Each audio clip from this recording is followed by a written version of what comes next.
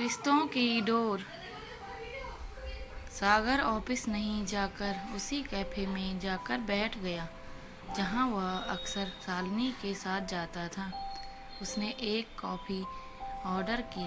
Coffee पीते पीते उसके दिमाग में अलग अलग ख्याल आ रहे थे। पापा की बीमारी के बारे में सोचता, फिर उसे चिंता होती कि शालिनी फ़ोन क्यों नहीं उठा रही। अपना आज और अपना भविष्य उसे सब कुछ धुंधला नज़र आ रहा था। इधर शालिनी अपने कमरे में बैठी थी, तभी उसके पापा कमरे में आए। शालिनी की आंखें सूज रही थी। हिम्मतलाल जी, बेटा क्या बात है, पूरी रात रोती रही क्या? शालिनी, नहीं पापा, बस ऐसे ही। हिम्मतलाल जी, मैं सुबह से देख रहा हूँ, कई बार तेरा फ़ोन रिंग हुआ और तूने उठाया नहीं। कहीं सागर का फ़ोन तो नहीं था? शालिनी थोड़ा असहज होते हुए, जी पापा, लेकिन मेरा मूड नहीं है उससे बात करने का। हिम्मतलाल जी, लगता है तूने अपनी माँ की बातों को मन से लगा लिया है। मैं यह नहीं कहता कि तेरी माँ गलत कह रही है। तुझे उससे शादी करनी चाहिए या नहीं, ये तेरा फैसला है। लेकिन एक गलती जो इस समय तू सबसे बड़ी कर रही है, वह यह है कि उसे इस समय तेरी ज़रूरत है। इतने पुराने रिश्ते को एक पल में नहीं छोड़ा जाता, वो भी उस समय जब उसे तेरी सबसे ज़्यादा ज़रूरत है। घर में वो किसी से बात नहीं कर सकता, अपने दोस्तों से कह वह कम ही मिलता है। ऐसे में अकेली तू ही है जिसे वह अपना समझकर फ़ोन कर रहा है। उसे इस समय किसी सहारे की ज़रूरत है, जो वो तुम्हें ढूंढ रहा है। शालिनी, लेकिन पापा, मेरी भी तो ज़िंदगी है, मुझे भी तो अपने भविष्य के बारे में सोचना है। हिम्मतलाल जी, बेटा, यदि तू उसके साथ अपना भविष्य नहीं देखती तो कोई बात नहीं, लेकिन एक दोस्त की तरह उसकी परेशानी में उसका साथ तो दे सकती है। शालिनी शालिनी को अपनी गलती का एहसास होता है। वह तुरंत सागर को फ़ोन करती है। शालिनी, सागर क्या बात है, सब ठीक है? सागर, कहाँ हो यार? शालिनी, सुबह से कितने फ़ोन किए तुम्हें? शालिनी, वो कुछ ज़रूरी काम था, बताओ क्या काम है? सागर, उसी कैफ़े में बैठा तुम्हारा इंतज़ार कर रहा हूँ जहाँ आज ऑफिस जाने का बिल्कुल मन नहीं था। क्या तुम एक बार मिलने आ सकती हो? शालिनी, ठीक है, मैं 20 मिनट में पहुँचती हूँ।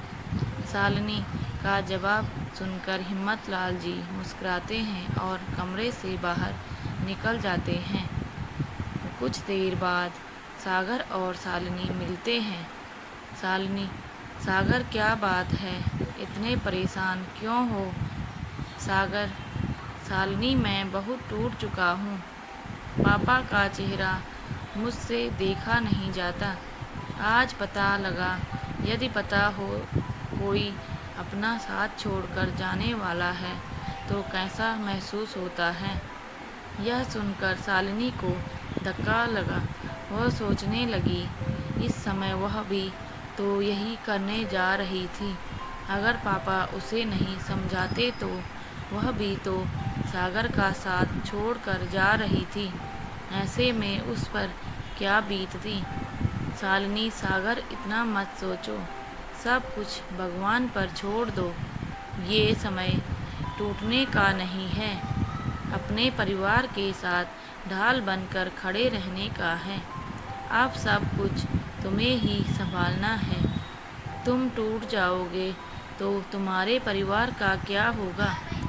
और मैं भी तो तुम्हारे साथ हूँ। इस मुश्किल समय को हम दोनों मिलकर निकाल लेंगे।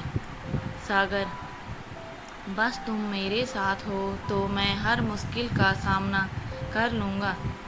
शालिनी सागर की हिम्मत तो बढ़ा रही थी, लेकिन साथ साथ उसे अपना भविष्य भी अंधकार में दिख रहा था। जिस सागर से उसे प्यार किया था। वह एक जिंदा दिल इंसान था, लेकिन जिस सागर से वह आज मिल रही है वह एक हारा हुआ इंसान है जो उसके भरोसे सब कुछ छोड़कर बैठा है। शालिनी पूरे दिन सागर के साथ रही, सागर को ढंढासा बंधाती रही, उसकी हिम्मत बढ़ाती रही, लेकिन उसने देखा कि सागर बिल्कुल टूट चुका है। यह देखकर उसकी हिम्मत भी टूटने लगी।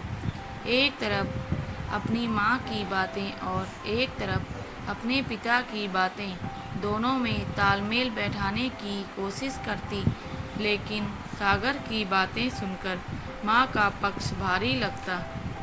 इसी तरह पूरा दिन बीत गया। शाम को शालिनी को घर छोड़कर सागर अपने घर आ गया।